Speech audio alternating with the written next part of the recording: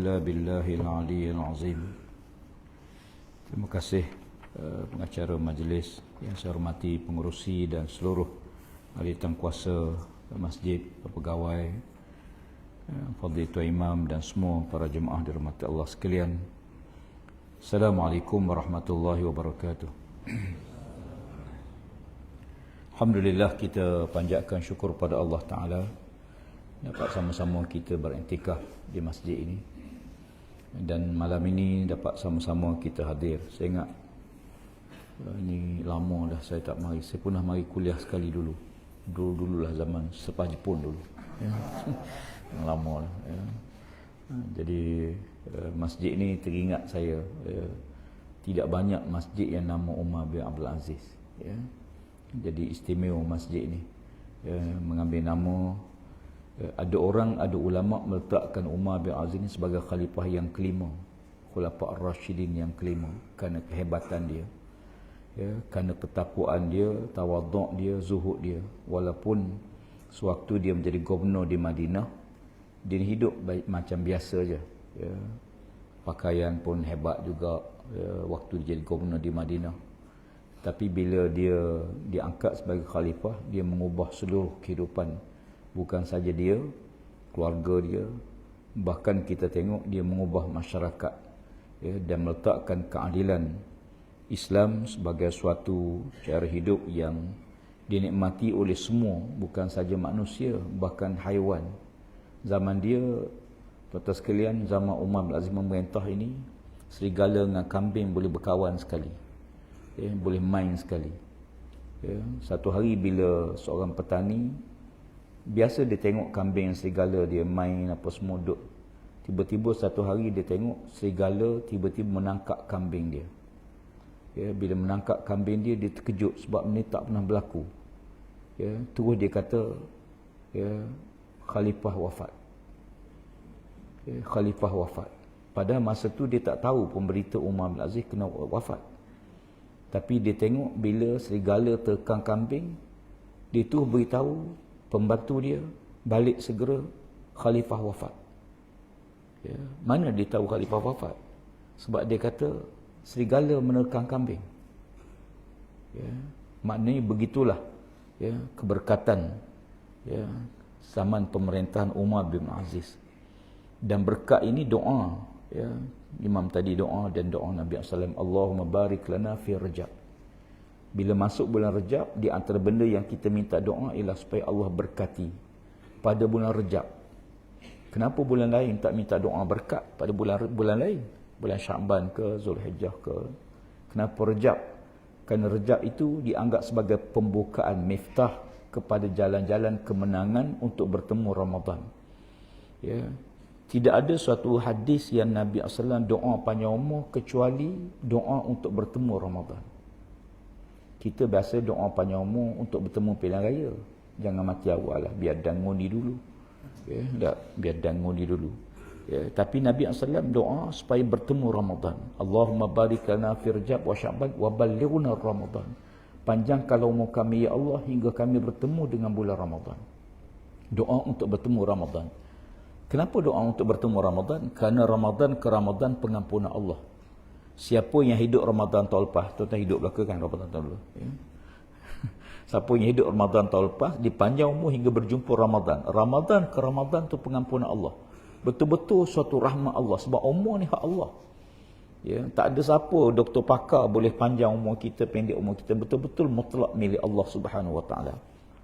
Sampai masa kadang-kadang manusia ya, sampai ajal dia ya, maka dia akan kembali bertemu dengan Allah Subhanahu Wa Taala. Malam ni saya duk niat, duk cadang apakah perkara yang disesali oleh seorang yang mati.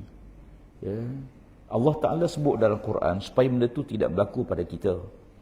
Ya, dan tidak berlaku kepada umat-umat yang kemudiannya. Ya. Sebab Allah Subhanahu Wa Taala dia mencipta manusia dan dia tahu apa kelemahan, kekuatan, kelebihan, kekurangan manusia. Ya, sebab dia buat manusia macam botol ni ya. Kekuatan botol ni kilang yang buat tu dia tahu berapa ketebalan dia, berapa kekuatan dia, berapa isi padu dia, semua sekali. Orang yang Allah Ta'ala mencipta makhluk, dia tahu kelemahan manusia, kekurangan manusia, kelebihan manusia, ya, dan ada semua. Jadi di antara perkara-perkara tersebut, manusia berhajat kepada yang tak boleh capai oleh manusia ialah soal keberkatan. Berkat-berkat ni nak macam mana tuan-tuan? Nak dapat berkat. Orang Jawa adalah nasi berkat. Ya. Berkatnya apa dia berkat? Berkatnya dalam Islam saja. Dalam tamadun Barat tak ada. Tamadun Cina pun tak ada. Tamadun India pun tak ada. Berkat ni hanya ada dalam Islam saja. Dan berkat ni Allah sendiri beritahu. Tabarakallazi biyadihil mulku. Maha berkat Allah Ta'ala. Ya. Subhanallazi asra bi'amdi. Berkat ni datang daripada Allah. Ulama-ulama dalam mentafsirkan makna berkat ni, dia hanya sebut ziyaratul khair. Berkat ialah kamu rasa bertambah kebaikan. Kita rasa, orang lain tak nampak, tapi kita rasa bertambah kebaikan, sama ada pada harta, pada umur, pada pekerjaan, pada keluarga. Dia berkatnya ada semua. Ada semua. Dalam hidup kita ada, dalam harta kita ada, dalam keluarga kita ada, dalam isteri kita ada, dalam suami ada. Berkatnya dia satu benda yang menyeluruh. Dia ada belaka. Dan keberkatan itu ialah sesuatu yang dikurnia oleh Allah Ta'ala dengan beberapa syarat. Yang dapat keberkatan tu dia tak boleh datang. Keberkatan tak akan mari dengan benda yang haram. Ya, keberkatan tak akan datang dengan kita durhaka pada Allah, buat maksiat pada Allah, tinggal perintah Allah, tak akan dapat berkat. Keberkatan ialah benda hasil. Setelah kita buat sesuatu, maka Allah bagi yang hanya dirasa oleh jiwa manusia. Orang tahu, orang lain tak tahu. Ya, kadang-kadang kita nampak dia susah, tapi bagi dia relax je. Ya, bagi dia tenang je. Kita tengok Allah kesiannya pakcik tu. Kita tanya pakcik tu, okey pakcik? Okey. Tak susah? Okey. Saya pula nampak kamu susah, kata dia. Sudah. Ya. Kadang-kadang benda tu benda yang kita tak boleh rasa, macam khusyuk semayang. Tuan-tuan boleh tak cerita pada orang macam mana nikmat khusyuk semayang? Nikmat khusyuk semayang hanya boleh dirasai oleh orang semayang. Orang tak semayang, kita tak boleh nak cerita. Khusyuk ni begini, tak boleh. Ya, dia kena alami, dia kena hidup di dalamnya. Maka dia akan merasai keberkatannya, dia akan merasai kenikmatan dia. Ya, sebab benda ni benda yang spiritual. Ya, benda jiwa. Ya, jiwa ni kita tahu. Bila tangan kita bergerak, sebenarnya tangan kita bergerak ni orang lain nampak tangan kita bergerak. Sebenarnya yang mengarahkan tangan kita bergerak ni adalah hati. Hati yang dipandu oleh akal, maka dia menggerakkan sesuatu. Anggota ni tak bergerak melainkan dengan kehendak hati. Ya, sebab tu kalau hati nak sesuatu, dia tak boleh buat ni. Hati dia tak ada panca indera hati ni. Tetapi dia bergantung pada yang lain. Nak tengok, dia bergantung pada mata. Nak pegang, dia bergantung pada tangan. Nak berjalan, dia kena bergantung pada kaki. Nak mendengar, dia bergantung pada telinga. Berarti dia ni sendiri, dia hanya raja yang mengarahkan sesuatu pada anggota. Maka anggota tak akan buat melainkan dengan arahan dia. Maka bila dia arah, maka anggota akan bergerak. Sebab tu Nabi kata, ala inna fil jasadi mudghah, iza salahat salahal jasadu kullu, wa iza fasadat fasadal jasadu kullu, ala wahyal qalbu. Hadis ni dulu-dulu kita biasa hafal. Ya, orang lama-lama setiap kali khutbah dulu, ayat ni lah dibaca. Ya, khutbah kedua, khatib akan baca ayat ni. Ya, peringatkan tentang hadis Nabi SAW. Ya, Nabi kata, ingat dalam seketul tubuh, dalam tubuh kamu ni ada seketul daging. Kalau baik dia, maka baiklah seluruh anggota kamu. Bila rosak dia, maka rosaklah seluruh anggota kamu. Maka seketul daging itu ialah hati. Ya, al-qalbu. Ya, al-qalbu ni ada ulama tafsir hati, ada yang kata akal. Ya, ada yang kata jantung, macam mana tafsiran. Tetapi dia difahamkan bahawa hati itulah induk dia. Sebab tu orang Melayu ni bak jaga hati ni jaga sungguh. Ya, hati ni macam-macam. Sakit hati lain. Ya, kecil hati lain. Ya, makan hati lain. Ya, hati batu lain. Ya, tak ada hati lain. Ya, kan kata tak ada hati perut. Tu dua. Hati tak ada, perut tak ada. Ya, hati ni kecil hati, jaga hati. Ya, sakit hati. Semua tu gambaran kepada hati tu mengandungi semua sifat-sifat yang ada pada jiwa manusia. Jadi oleh kerana itu, bila manusia dipanjangkan umur oleh Allah Subhanahu Wa Taala, bila berlaku kematian, dia menyesal ke tidak?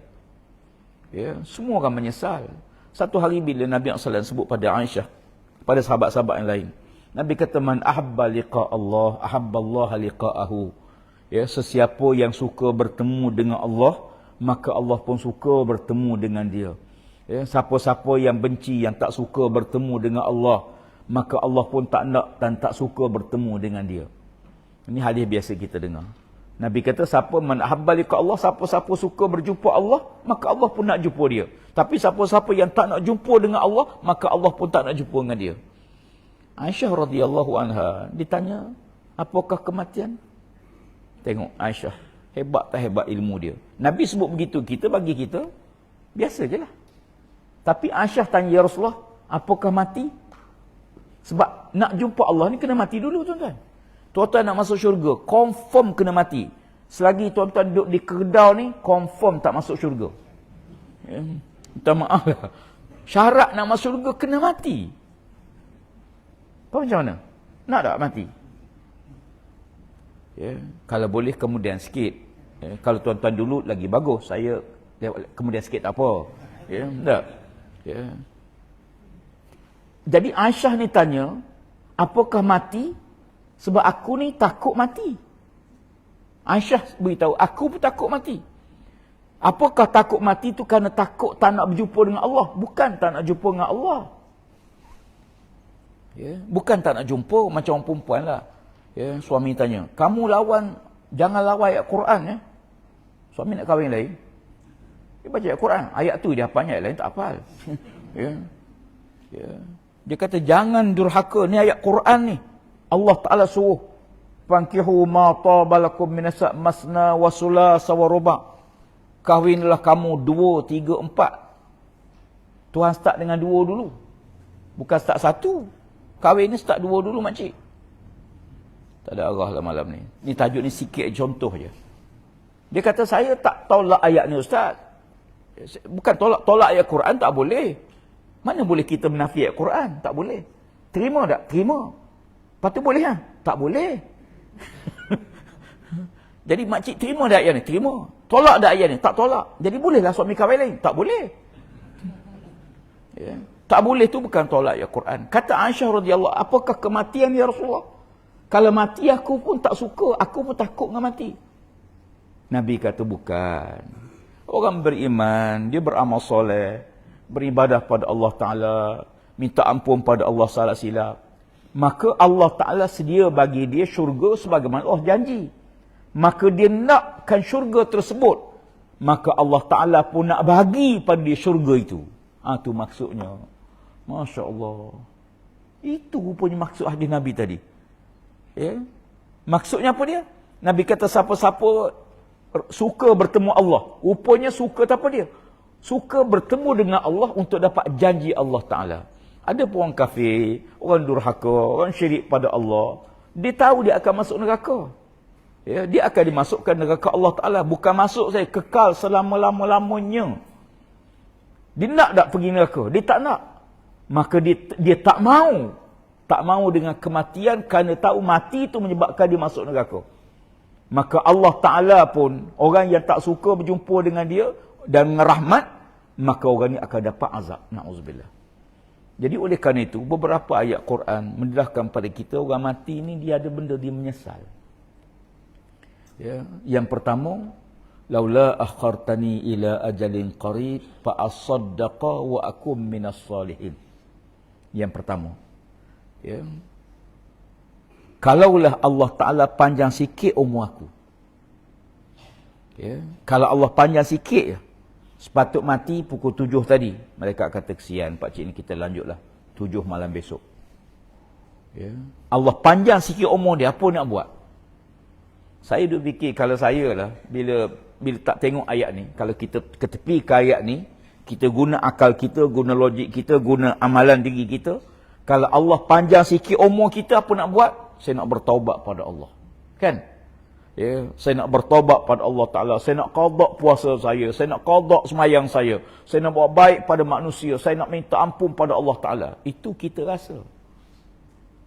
Ya, dan saya rasa kalau Tuhan bagi kita macam tu pun, ya, malaikat Jibril mari, pakcik, tak apalah, extend sehari lagi. Panjang umur sehari lagi. Ya, sepatut petani dah. Ya, tapi malaikat kata panjang sikit lagi. Panjang sikit lagi pasal apa? Kerana ada benda yang kita buat. Ya. Baik, apa nak buat? Mestilah kita nak duduk di masjid, nak minta ampun, nak bertaubat pada Allah Ta'ala, nak bayar hutang semua. Itu pada pandangan kita. Tapi Allah Ta'ala sebut lain. Ya. Yang Allah sebut, kalau Allah panjang kaum aku sikit, fa'as-saddaqa, aku nak sedekah. Nak sedekah, tuan-tuan. Bukan nak bertaubat. Bukan nak qada puasa, bukan nak qada semayang, bukan nak minta maaf dengan kawan, bukan. Kita kalau panjang sikit, minta maaf lah, aku nak mati dah, rasa macam nak mati. Doktor kata tak lama dah. Ya. Tapi aku tanya balik doktor sendiri bila? Doktor kata dia pun tak tahu. Pak cik ni setempat dah, anak-anak panggil lah, kanser tu, balik dah. Doktor kata dari segi perubatan, hospital dia apa, boleh bawa balik rumah. Ya, bawa balik rumah tu maknanya kita tahulah. Ya. Tak lama dah tu. Ya. Pesakit tanya, bawa balik dah. Doktor kata tak boleh, hospital tak boleh baik kita. Tak boleh. Doktor-doktor pakar pun dah tak boleh buat. Ya. Setengah-setengah doktor tu dia boleh beritahu keluarga paling lama 3 hari. Biasanya lah. Cuba tanya doktor tu. Doktor sendiri berapa hari? Ya, kita cuba beritahu. Saya rasa doktor ni 2 hari. Mati siapa tahu. Ya. Kalau Allah panjangkan sikap umur, nak sedekah. Nak sedekah rupanya. Kenapa sedekah? Kenapa tidak taubat? Ya. Bila kita berjalan jauh, bekalan kena cukup, beban kena ringan. Ya. Bila Nabi Yunus AS, ya, diperintahkan oleh Allah Ta'ala dakwah pada satu kaum, maka dia masuk kampung tu. Allah Ta'ala perintahkan Nabi Yunus AS, jangan keluar daripada kampung itu, melainkan Allah Ta'ala perintah. Tapi kampung tu teruk betul. Ya, teruk betul. Ya, sampai Nabi Allah Yunus AS, ya, keluar pada kampung tu tak tahan dia. Ya, keluar sebelum Allah perintahkan, kemudian naik kapal. Dan kena ribut tengah laut. Ya, kata nakhoda kapal, kita terpaksa kurangkan bebanan dalam kapal ni. Ya, kurangkan bebanan. Ya, kita kalau sekian kita tengok bawa kereta, minyak dah dah nyala dah, apa kena buat? Tutup aircon. Kurangkan penggunaan petrol, tutup aircon, buka tingkap. Pasal apa? Dah merah dah. Ya. Baik. Bila kita berjalan jauh, bebanan kita kena kurangkan. Bekalan kita kena lebih. Ya. Ada orang mari tanya saya nak pergi umrah, berapa hari 2 minggu. Banyak mana duit nak bawa? Saya kata bawa lah. Lagi banyak, lagi bagus. Ya. Sebab semua barang di kedai tu semua dia nak jual semua. Ya. Ya. Kata Sayyidina Ali bin Abi Talib, perbanyakkan bekalan kita kerana perjalanan lepas ni jauh. Lepas ni kita nak pergi jauh ni tuan-tuan. Kita baru tempuh 2 alam, depan kita ada 3 lagi alam. Kita baru alam kedua ni. Pertama alam rahim, yang kedua alam dunia. Lepas ni alam barzah, alam kubur. Lepas tu alam mahsyar, baru alam akhirat, syurga neraka. 3 lagi alam depan kita ni. Dan semua depan ni bergantung pada sekarang ni. Jadi bekalan tu kena banyak. Ya. Yang kedua, bebanan kena kurang. Apa bebanan kita? Dosa. Bebanan kita dosa. Maka kurangkan dosa. Pertama, kurang jangan buat dosa. Yang kedua, dosa yang ada ni minta ampun. Minta ampun pada Allah, istighfar, minta ampun. Supaya kurang bebanan kita. Saya duk fikir itu. Dan tuan-tuan pun duk fikir sama. Tapi kata Allah Ta'ala tak. Kamu akan sedekah. Orang dekat nak mati ni, kalau panjang umur, dia nak sedekah. Bukan dia nak minta ampun, bukan dia bertaubat. Taubat apa semua tu kemudian. Harta ni dulu. Ya, harta dulu. Kenapa harta? Kenapa sedekah? Sedekah ni segala-gala, tuan-tuan. Tuan-tuan, sedekah ni jangan niat nak dapat ganti balik dah. Niat Allah ampun dosa. Dengan sedekah Allah ampun dosa. Dengan sedekah Allah Ta'ala gandakan rezeki. Dengan sedekah Allah berkati keluarga kita. Dengan sedekah anak-anak kita jadi anak yang soleh. Dengan sedekah Allah selamatkan perjalanan kita. Banyak benda sedekah ni. Sedekah ni umpama orang ada kad kredit. Dia masuk kedai. Ya, dia boleh beli, bagi kad. Nak pakai cash, dia pergi ke bank, keluar cash. Ya, semua sedekah ni. Dan dia, kata Aisyah radhiyallahu anha, Sayyidina Ali bin Abi Talib, bila mendengar hadis Nabi SAW tentang La tazalu qadama 'abdin yaumal qiyamah hatta tus'alu an arba'in. Tidak akan berganjak kaki manusia, kaki anak Adam pada mahsyar melainkan Allah tanya 4 perkara. Anu umrihi fi afnah, umur dia ke mana dia habiskan, zaman muda dia buat apa, ya, ilmu dia amal ke tidak, harta daripada mana dapat ke mana dia belanja. Kata Sayyidina Ali, semua yang lain Allah tanya satu je. Ya, Allah umur buat apa? Ya, zaman muda kan buat apa? Ya, ilmu beramal ke tidak? Tapi bila mari harta ditanya 2. Dari mana kamu dapat, ke mana kamu belanja? Ya, dari mana kamu dapat pun tanya juga. Kata Sayyidina Ali bin Abi Talib, semoga Allah Ta'ala merahmati dan mengampun dosa kita semua. Harta yang halal akan dihisap, yang haram akan diazab. Yang halal dihisap. Sepatut halal ni nak hisap apa? Kita bawa kereta boleh buat Roblox. Ya, Ustaz Tuan, ada lesen? Saya kata ada. Tengok. Alah, tak saya tengok lah. Ada. Nak tengok juga. Kita kata ada lesen. Ya, dia pun bagi. Tengok. Mati dah Ustaz ni. Saya kata hidup. Tak bau pun mati. Ya. Dia kata memang menatang ni kalau mati tak bau. Tengok-tengok mati setahun dah. Ya. Contoh. Jadi oleh kerana itu kadang-kadang bila kita bawa perjalanan ni, benda yang paling penting ialah harta yang halal pun dihisap. Apa dihisapnya? Daripada mana, semua ditanya. Ya haram langsunglah akan diazab. Maka harta yang kita ada ni, kita, kata almarhum Tok Gani Aziz, ya, kita hidup dunia ni, biar kita boleh tolong semua yang ada atas dunia, atas pada kita sekarang ni, boleh tolong kita di akhirat. Kalau tuan-tuan berniaga, biar kedai tuan-tuan boleh tolong tuan-tuan sampai akhirat.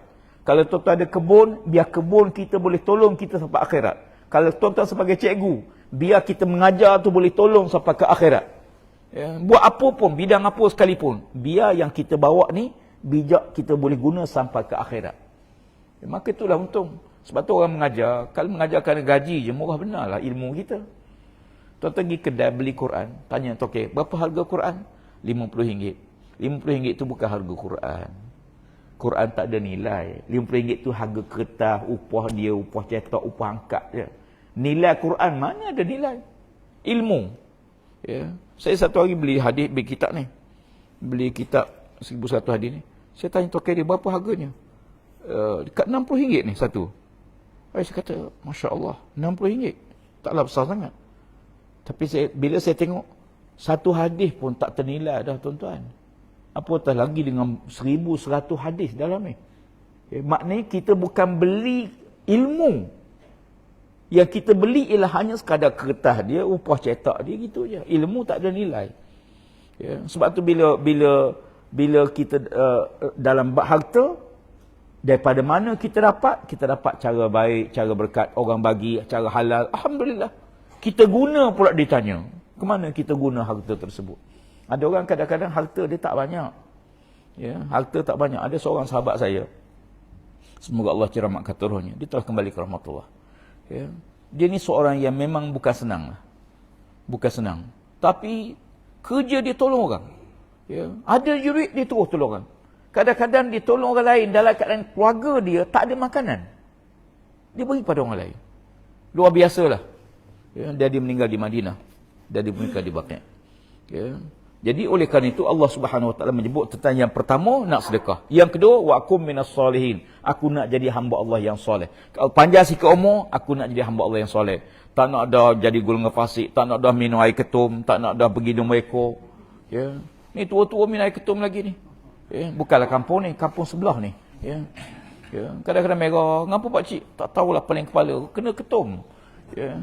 Dia kata ingatkan air biasa cucu buat. Ya, cucu dalam gelas, tok minum. Ya. Tok minum mari surau, tak jumpa surau tuan-tuan. Ya, dia pening. Ya. Dia kata dululah, sekarang saya pula minum Ustaz. Kata cucu tak buat dah, dia pula buat untuk cucu dia. Kadang-kadang kita berumur ni, macam-macam bila kita renung balik hidup kita, 60 tahun hidup. Tuan-tuan ada tak makhluk yang 60 tahun ni? Gajah berapa tahun gajah? 60 tahun ni lama tuan-tuan. Tapi kita rasa sekejap je. 60 tahun dah, Masya Allah. Saya boleh tengok dah 60 tahun ni, saya 63 tahun. Rasa baru je lagi. Ya. Tengok cucu taklah ramai, dalam 12-13 orang baru. Ya. Ya, kan? Sekejap umur kita. Ya, tak apalah. Yang penting yang bukan panjang dan pendek umur. Yang penting apa yang kita buat dengan umur tersebut. Sama bila kita amal soleh. Semua kita beramal soleh. InsyaAllah. Kita bukan kaki berjudi. Kita bukan kaki minum arak. Kita bukan kaki berzina. Daripada Allah pelihara kita daripada mula kecil. Tak pernah berzina sampai kita tua. Tak pernah minum arak sampai tua. Tak pernah buat maksiat pada Allah. Dosa besar lah. Tuan-tuan pernah makan daging babi tak? Tak pernah. Tak pernah minum arak? Tak pernah. Pernah berzina? Tak pernah. Pernah berjudi? Tak pernah. Ada tak dosa? Ada. Tapi dosa-dosa lain lah. Ya, mungkin dosa mengumpat. Dosa tengking isteri. Isteri tengking suami. Ya, tengking-menengking anak semacam. Kan? Dosa kita balah dengan kawan, tak betul. Biasalah dosa masyarakat. Tapi, wa akum minas salihin, ya Allah, aku nak jadi hamba Allah yang soleh. Aku nak jadi hamba Allah yang soleh. Kalau panjang sikit, kita jadi hamba yang soleh. Ya. Yang pertama. Itu dua perkara. Ya, ayat lain, Allah tak sebut. Cerita manusia di akhirat. Ya. Ya. Bila manusia dibangkit daripada mahsyar, di akhirat, dia menyesal tak? Menyesal. Ya. Dia menyesal di akhirat besok. Apa penyesalan dia? Apa yang dia menyesal sangat? Ya. Dia menyesal kerana waktu hidup dunia, dia tidak mari dengar. Ya. Ya. Apa ayat dia? Kalaulah, apa ayat dia? Allahumma shalli ala Muhammad. Kalau atas dunia dulu aku lau kunna nasma'u au naqil ma kunna fi ashabis sa'ir. Lau kunna nasma'u, kalau atas dunia dulu aku mari mendengar. Mari dengar. Orang mengajar, kita mari dengar. Orang buat kuliah, mari dengar. Kita mari dengar. Kemudian aku fikir, tentulah hari ini aku tidak akan dihumban ke neraka sa'ir. Kenapa humban neraka? Sebab waktu dunia tak mari dengar. Kadang-kadang buka TV. Kuliah-kuliah tak dengar. Tengok bola. Ya, bukan salah tengok bola, tapi kita nak tukar channel ni, Allah tanya, pasal apa tukar? Tuan-tuan buka tali, buka radio, tengah azan. Tuan-tuan tukar. Kenapa tukar? Buka TV, orang tengah ngaji Quran. Tukar channel lain. Pasal apa tukar? Ya, tukar ni ada dua dosa. Ada dua benda, bukan dosa. Dua perkara. Pertama, tukar kerana tak suka, kerana benci ke apa? Atau akal tak benci, tak cuma nak tengok yang lain. Itu dia ada dua makna. Kalau kita buka azan, tiba-tiba kita tukar kerana kita benci azan, na'udzubillah. Kita buka orang baca Quran, tiba-tiba kita tukar yang lain kerana kita benci dengan Quran, na'udzubillah. Ya. Sebab tu ada adab. Tuan-tuan nak tukar, nak tutup radio. Jangan tutup tengah azan. Bila dia berhenti, tutuplah. Baca Quran. Jangan tengah baca tu tutup. Biar habis hayat tu, baru tutup. Ya. Adab. Ya, Quran ni biar ada adab dia, ada etika dia. Ya, jadi kalau atas dunia aku mari mendengar. Ya, banyak kita dengar sekarang macam-macam. Ya, dan di antara yang kita dengar ialah perkara-perkara yang baik. Sebab bila Tuhan buat ni, kita ni air liur kita, setiap waktu ni air liur ni keluar telan. Tiap-tiap 24 jam. Waktu kita tidur je, air liur kita tak keluar, dia terhenti dan kita pun tak telan. Itu pun kalau banyak, automatik dia akan telan. Baik. Air liur ni untuk apa? Fungsi air liur besar. Ya. Yang lain selain pada faktor kesihatan, itu saya tak nak bincang itu. Salah satu benda besar pada air liur ialah, dia kesan yang ditengok, yang didengar, yang dicakap. Air ni tuan sekalian, kan ada satu, tuan-tuan mungkin boleh baca. Ya, seorang pakar Jepun yang buat kajian tentang air. Ya, kandungan air. Air ni ada molekul dia. Molekul air dia. Dan air ni pun, dia buat kajian. Dia kata air ni kalau kita maki hamun, cercor, cakap kasar, dia buat kajian dia. Ya. Kemudian dia masuk air tu dalam makmal, dia mikroskop, dia tengok bentuk air dia. Molekul air dia jadi tak elok, macam-macam bentuk. Ya. Tak elok, rupa dia. Berbeza kalau kita selawat, kalau kita baca Quran, molekul air tu berubah jadi cantik. Bentuk dia pun cantik. Ya, warna dia pun cantik. Ni kajian dia. Sebab tu bila seorang sahabat membaca Fatihah, satu rombongan sahabat berhenti satu kampung, tiba-tiba penduduk kampung tu datang bertemu dengan rombongan tu. Ditanya di antara tuan-tuan sekalian ada tabib tak? Ada tak doktor tabib? Dia kata kenapa? Ketua kampung kami tengah gering, tengah sakit tenat. Kami dah ikhtiar macam-macam tak sembuh. Kata rombongan tu tak ada. Dalam rombongan kami tak ada tabib. Tak ada Tok Bomo, tak ada. Dia kata boleh tak kamu tolonglah. Apa cara sekalipun tolonglah. Mudah-mudahan berkat kamu musafir ni, ya, orang musafir diberkati oleh Allah Ta'ala, doa kepada Allah, ya, tolonglah, ya, buatlah apa-apa, ya, aku nak supaya sembuh ketua kampung kami. Lalu seorang sahabat ambil air, dia baca Fatihah. Dia baca Fatihah apa semua, dia pun pergi. Ya, cubalah mudah-mudahan Allah Ta'ala berkatikan Quran ni syifa'un, penawar. Ya, dia pun pergi. Dia beri minum pada ketua kampung dia tu, ketua kabilah dia, alhamdulillah sembuh. Ya, sembuh. Ya, daripada koma tu tiba-tiba jaga. Ya, jaga dan mereka semua seronok gembira, alhamdulillah. Lalu rombongan tadi pun, kampung tadi datang jumpa semula rombongan ni, bagi hadiah, bagi duit. Ya. Sahabat ni tak nak terima, dia kata ambil lah. Dia pun ambil, tapi dia tak tahu boleh guna tak boleh guna. Hinggalah dia balik ke Madinah. Dia jumpa Nabi, dia cerita ke Nabi apa berlaku. Pertama Nabi tanya dia, kamu baca apa? Dia kata aku baca Fatihah. Aku baca Fatihah. Fatihah ni ibu bagi segala perubatan Islam. Baca Fatihah. Ya. Nabi kata dia Ummul Quran. Ya. Tapi ya Rasulullah, lepas tu dia bagi upah ya Rasulullah. Dia bagi duit ni. Boleh ke guna ya Rasulullah? Ya, ambil upah. Ya, baca Fatihah orang upah. Oh kalau macam ni okey, tiap-tiap hari boleh baca Fatihah. Ya. Boleh dia bagi upah, boleh guna ke? Nabi kata boleh gunalah. Kalau kamu tak nak bagi aku. Tu Nabi sebut, kalau kamu tak nak bagi aku. Makna nak taukidkan bahawa boleh orang bagi upah pada kita, bagilah, tak apa. Ya. Maknanya sekalian, itu menunjukkan pada kita betapa ada keberkatan. Ya. Sebab tu kalau kita tengok, ya, di antara penyesalan ialah kerana atas dunia tak berdengar. Yang kedua tak fikir. Kalau kita fikir, jangan kita duk baca Facebook, baca orang tulis, terus posting, jangan. Sekarang ni kita hidup zaman fitnah. Ya, fitnah berleluasa sekarang. Al-fitnatu na'imatun la'anallah man ayqazaha. Fitnah ni benda yang sedang tidur, kata Rasulullah. Fitnah dia ada, cuma dia tidur. Allah laknat siapa yang mula-mula kejutkan fitnah tu. Siapa yang mula buat berita tu, Allah laknat dia. Berita tu terus tersebar, fitnah tu terus disebar. Beribu orang baca. Semua yang mula buat fitnah dan yang sebar tu akan menanggung dosa. Mati dalam kubur dah. Fitnah tu terus tersebar.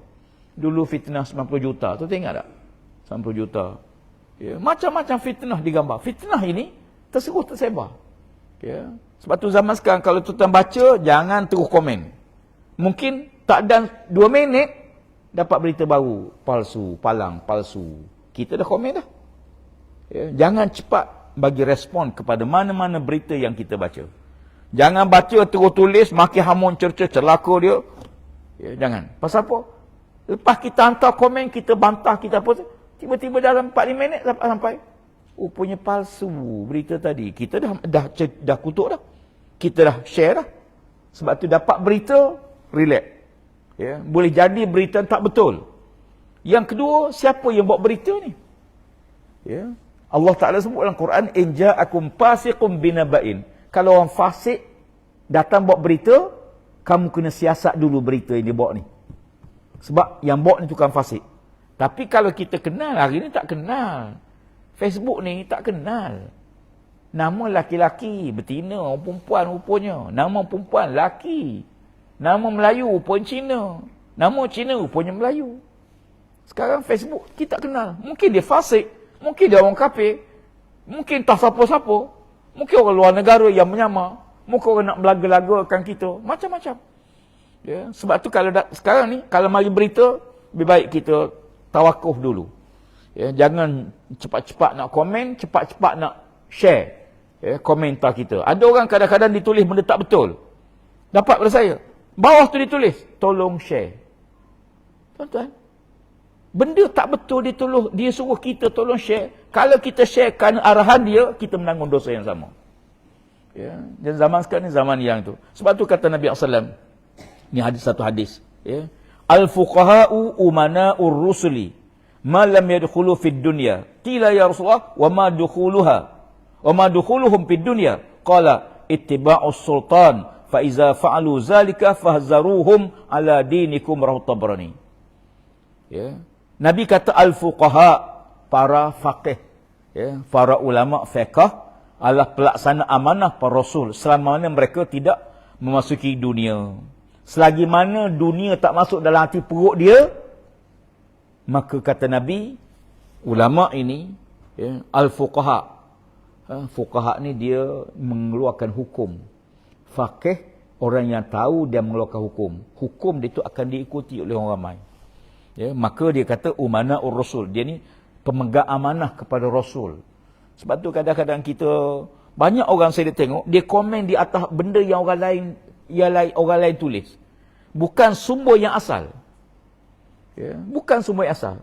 Termasuk yang duk heboh sehari dua ni, berhubungan masalah dana pilihan raya dengan sedekah. Ya. Tuan-tuan tengok teks asal dia, ucapan asal dia. Ucapan asal langsung tak ada kena-mengena pun. Ya. Tapi dipusing berita tu seolahnya, oh, ya, semua dana politik nak beli rasuah politik dianggap sebagai sedekah. Lalu orang permain-mainkan sedekah. Pada berita asalnya langsung tak ada kena-mengena pun. Ya. Kita ada peraturan. Ya. Ada peraturan yang boleh, ada peraturan yang tak boleh. Ya. Jadi hukum pun begitu juga. Nabi kata malam yadkhulu fid dunya, selagi mana dia tidak memasuki bidang keduniaan, yang dunia tak masuk dalam hati perut dia. Qila ya Rasulullah, lalu sahabat tanya, wa ma dukhuluhum fid dunya? Sahabat tanya, ya Rasulullah, apa arti dunia masuk dalam perut dia? Katanya ittiba'ul sultan, dia mengikut pemerintah. Ya, dia mengikut pemerintah. Fa iza fa'alu zalika, bila mana dia duk ikut, duk turut kehendak pemerintah, fahzaruhum, berhati-hati dengan orang macam ni. Berhati-hati dengan macam ni, kata Nabi sallallahu alaihi wasallam. Ya. Berhati-hatilah kamu, fahzaruhum ala dinikum, di atas keselamatan agama kamu. Ya. Oi, bukan mudah kadang-kadang bila kita disebut sini sultan. Sultan, raja, pemimpin ialah pemerintah. Ya. Bila kita dekat dengan dia sangat, bahaya. Jauh sangat tak boleh, berhati-hati. Ya. Kalau duk keluar masuk, akhir duk rapat-rapat, takut-takut, akhir kita tak berani bercakap betul. Ya. Cakap benar. Ya. Kadang-kadang bila nak raih pemimpin, dia sanggup menipu pun. Nak raih pemimpin. Nak jaga hati pemimpin, kan nak sesuatu, maka dia sanggup berbohong pun. Ya. Dia sanggup. Dan dia nak tunjuk dia rapat dengan pemimpin tersebut. Pernah di zaman kerajaan Islam dulu, ulama-ulama ditangkap, diseksa. Ya. Diseksa. Ya. Bila pemimpin Inggeris penjajah mari, dia nak tunjuk dia ni sokong Inggeris tu, dia sanggup maki hamun cerca ulama-ulama yang diseksa tu. Nak tunjuk bahawa dia ni ambil hati. Macam kita orang Melayu lah. Nak ambil hati orang putih, sanggup sekongkol dengan orang putih, lawan, ya, para alim ulama. Lawan bangsa sendiri, orang bangsa sendiri. Lawan. Ya, sebab tu bila kita baca sejarah Mak Kilau, kenapa Mak Kilau lari? Padahal dia boleh lawan. Kenapa dia lari? Dia perpekan lari ke Jerantuk, daripada Jerantuk lari ke Ulu Tembeling lari ke Kuala Berang. Ya, kenapa dia lari? Sebab yang duduk depannya orang Melayu. Yang belakangnya Mak Saleh. Ya, sama juga hari ni yang berlaku. Perang di Syria. Yang perang sama-sama Islam. Di belakang mereka siapa dia? Yang belakangnya Amerika, yang belakangnya Rusia. Perang proksi. Amerika tak pernah perang dalam negara dia. Semua dia perang di luar negara dia. Ya. Dia perang di Vietnam. Dia kalah di Vietnam. Tapi dia perang negara lain. Afghanistan. Dia perang di Afghanistan. Sebab tu bila 11 September berlaku negara dia, huru-hara satu dunia. Terus dibuat. Ini pun perancangan dia. Ya. 11 September ni benda yang dirancang. Ya. Ya. Semalam ada satu saya baca satu artikel, owner kepada bangunan tersebut, beberapa minggu sebelum berlaku serangan 11 September, dia dah beli insurans untuk bangunan tersebut. Ya, dan waktu kejadian dia tak ada, dia keluar. Ya, dia keluar negara, dia tak ada di Amerika waktu kejadian berlaku. Ya. Dan dia berjaya, ya, menuntut balik pampasan. Insurans tu bayar, insurans tu bankrupt terus. Dapat pampasan banyak. Dan ini banyak cerita di sebalik tragedi. Dengan tragedi ni, Amerika berjaya letak kampung dia. Satu, ketakutan kepada umat Islam. Ini disebut sebagai Islamophobia. Ya, ditakut-takutkan manusia dengan Islam.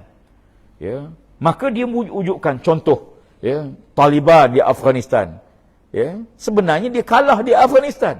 Dia gagal di Afghanistan, gagal lawan tentera Afghanistan, tentera Taliban, tentera yang tak ada senjata canggih pun. Kalah mereka, kalah Rusia. Ya, tapi nak tutup kekalahan dia, maka dia buat fitnah. Dia tuduh, oh ni negara yang ni jadi Taliban. Ya, baru ni Taliban keluar kereta Lombo pertama. Ya. Ya.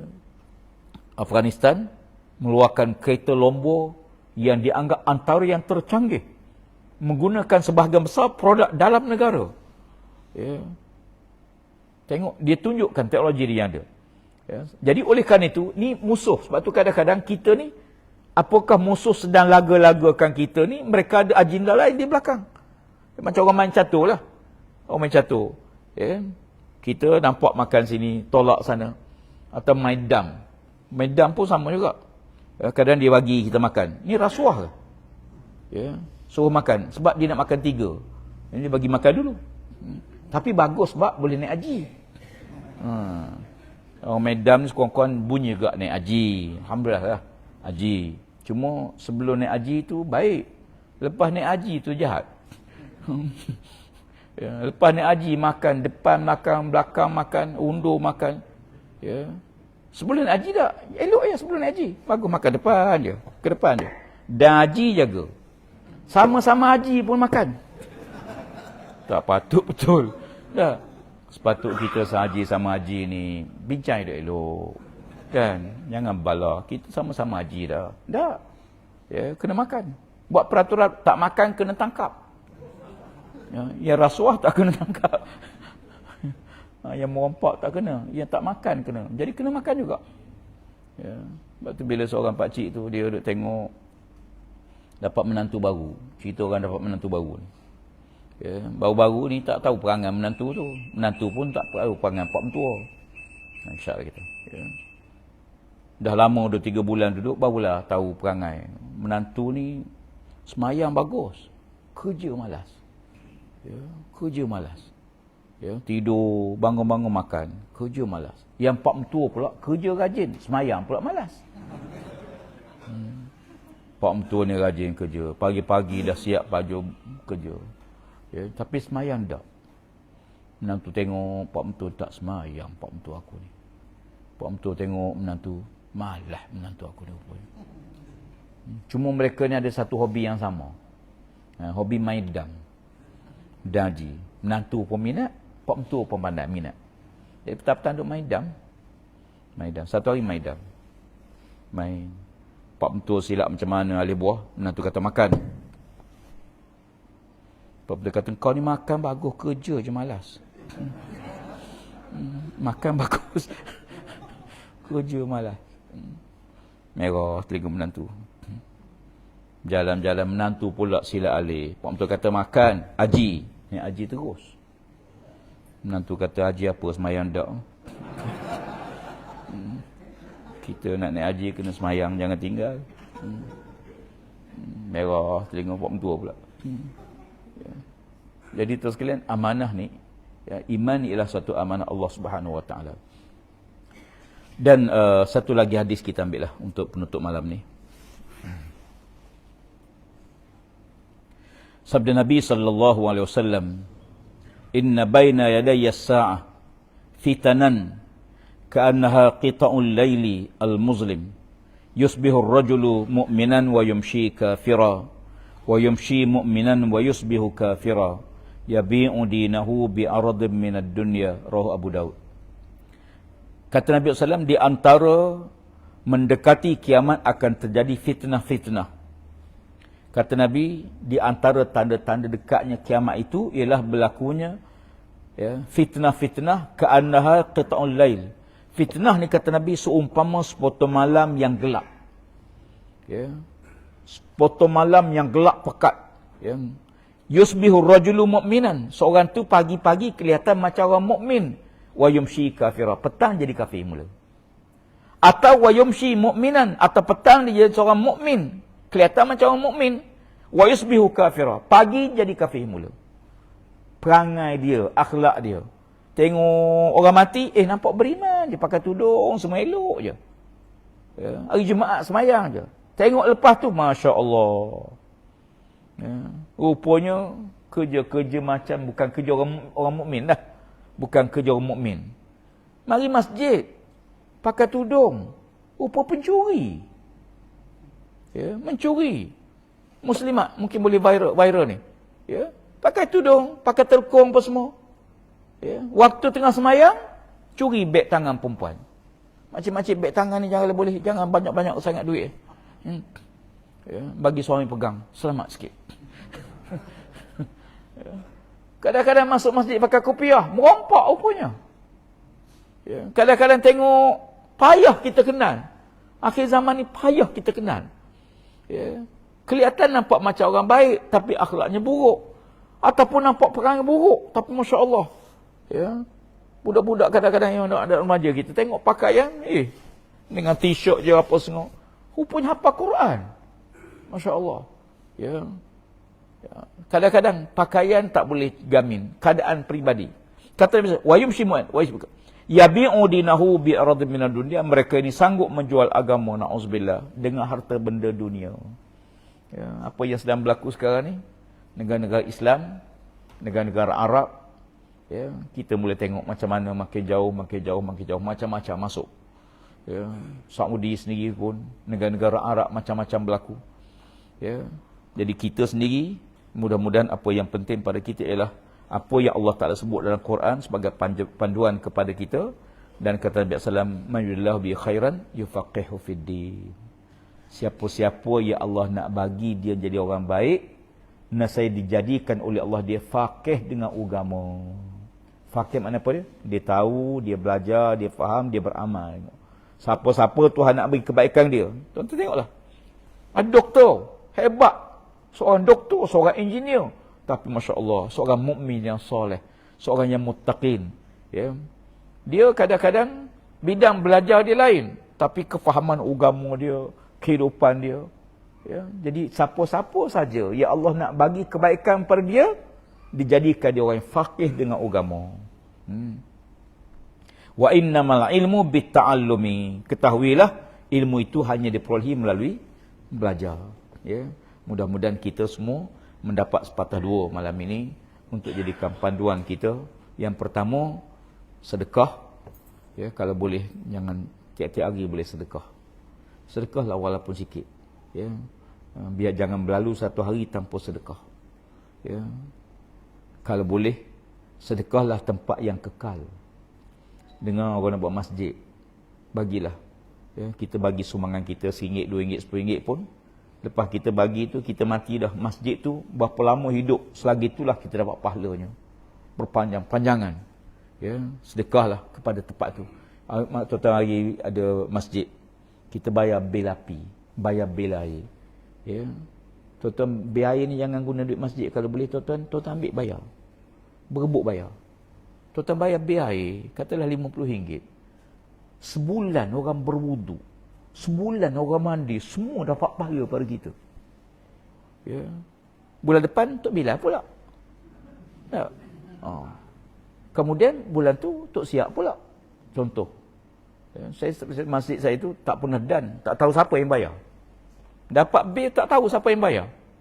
Ada setempat tu tak tahu siapa yang bayar. Hingga orang tu mati baru tahu, rupa dia yang bayar. Lepas dia mati tu tak ada orang bayar lah. Ya. Macam Sayyidina Ali lah. Kan? Ya. Sayyidina Ali bin Abi Talib, seorang lelaki-lelaki kata, aku tak tahu siapa yang hantar makanan ke rumahku. Tak tahu siapa. Selama 3 hari ada makanan. Tak lama ada makanan. Tapi dia tak tahu siapa. Hingga Sayyidina Ali wafat. Bila Sayyidina Ali wafat, tak ada makanan. Baru dia tahu rupanya Ali yang bagi selama ni. Ya, Masya Allah. Ya. Yang kedua, untuk sekalian, Quran. Jangan tinggal Quran. Bacalah Quran.